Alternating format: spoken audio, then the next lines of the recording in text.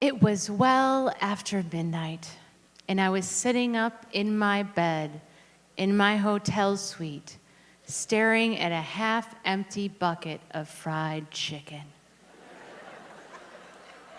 My wedding night.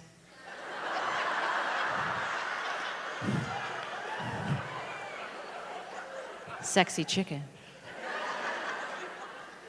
I closed my eyes and could hear my love making tiny baby snores next to me.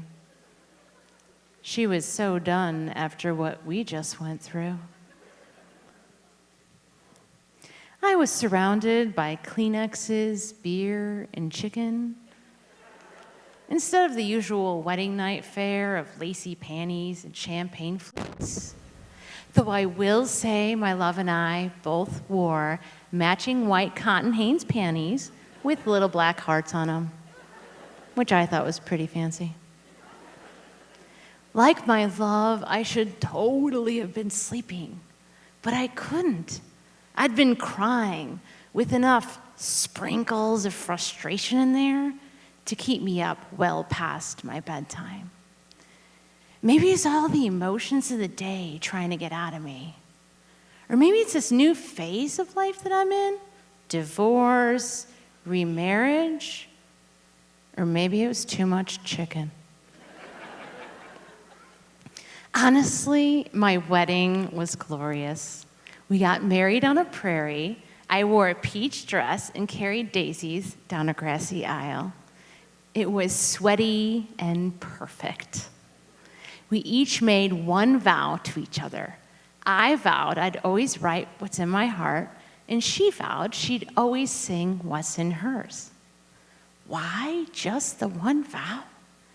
Our 3 years of courtship was something out of a progressive Hallmark movie. It all started with a kiss on a tire swing that set me on fire utterly and completely. And we kindled that flame in the backseat of our cars, sharing grapes, Cheetos, and cheese. I started sharing some poems penned by yours truly, and she started serenading me with righteous chick rock songs on her blue guitar. We had picnics in the mottled shade at Hessel Park, concerts in Monocle's parking lot on Valentine's Day, and poetic, tipsy walks around Allerton. So the one vow seemed appropriate. Me vowing to always write what's in my heart, she vowing always to sing what's in hers. But sitting up in bed, staring at that chicken, thinking of our vows, my face grew hotter than Mars. One word flashed in my brain like I just nailed it on Family Feud. Survey says betrayal. Ding, ding, ding. We actually had one more vow on our wedding day. We promised each other there'd be no surprises, which meant no bad poetry from me and no songs from her. But guess what? She sang anyway.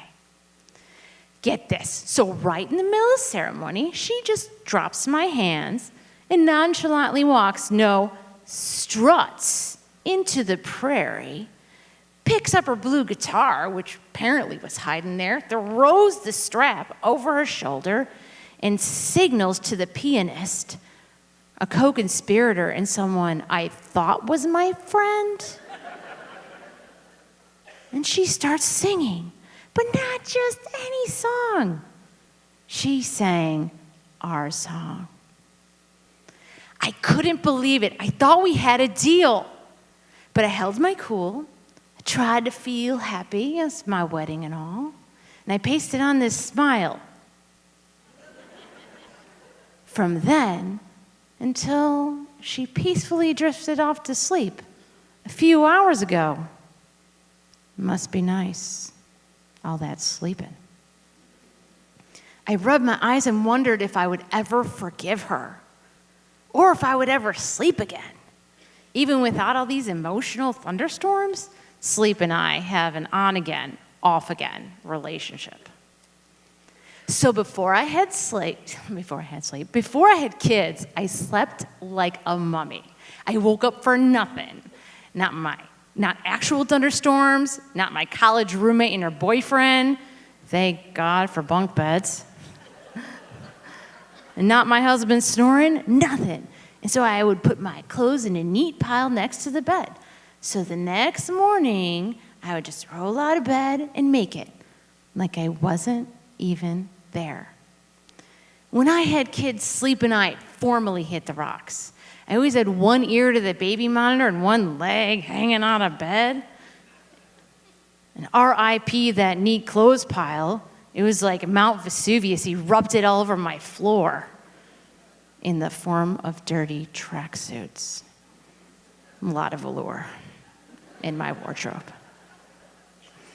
I really did try to sleep, but I also tried to make everything perfect. Perfect like my mom's red, glossy, shiny fingernails that never break. Then perfect sleep and motherhood all went to war. Motherhood meant no sleep and messing up all the time. I made dry mashed potatoes. I leaned on baby Einstein like a nanny. And I bribed my toddlers with so many Dunkin' Donut holes to get that like one more errand in. It was like a powdered sugar bomb went off in the back of my car. It's horrible. Try to vacuum that up. I just adjusted my sleep to try to make perfect for my hubby, for my babies, for my parents, and for my community. Then my world started melting down, and I realized I wasn't safe, nor was I happy, nor was I, as it turns out, straight. So a friend strongly suggested to me that I might be lesbian. In the midst of my marriage meltdown, this hit me like gas on the burning fire of my life. But I didn't put it out. I knew it was true, even though I'd never kissed a girl. Yep, this woman was built for the ladies.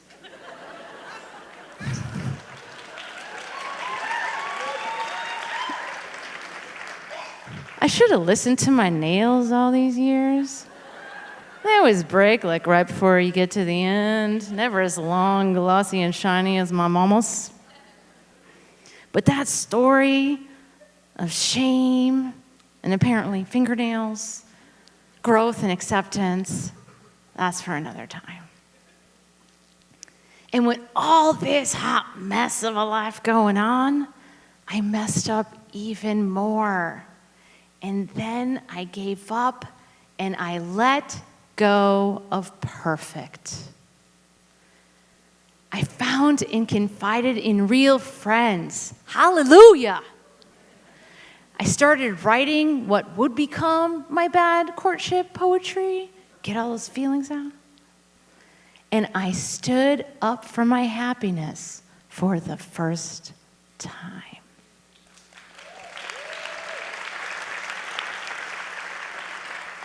And even though things were hard and confusing, I received so many gifts. And one of the best, glorious sleep. So, during the divorce, I slept in the guest room. And with no one in bed next to me, sometimes in the morning, I would find myself diagonal across the bed, swaddled in a blanket tornado.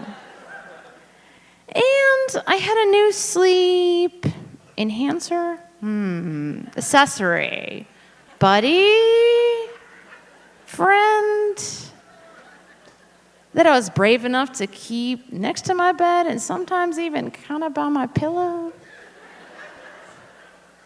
My teddy bear, Mr. Bear. Yeah, you thought I was going over to the vibrator category. That story's for another time, too. With Mr. Bear at my side, I slept even better than when I was in mummy mode. I started to take up space in my bed and in my life. Then I met this beautiful woman, and we had this progressive Hallmark movie courtship, and she asked me to marry her, and I said no. I mean, how could I? I could not sleep when we were together.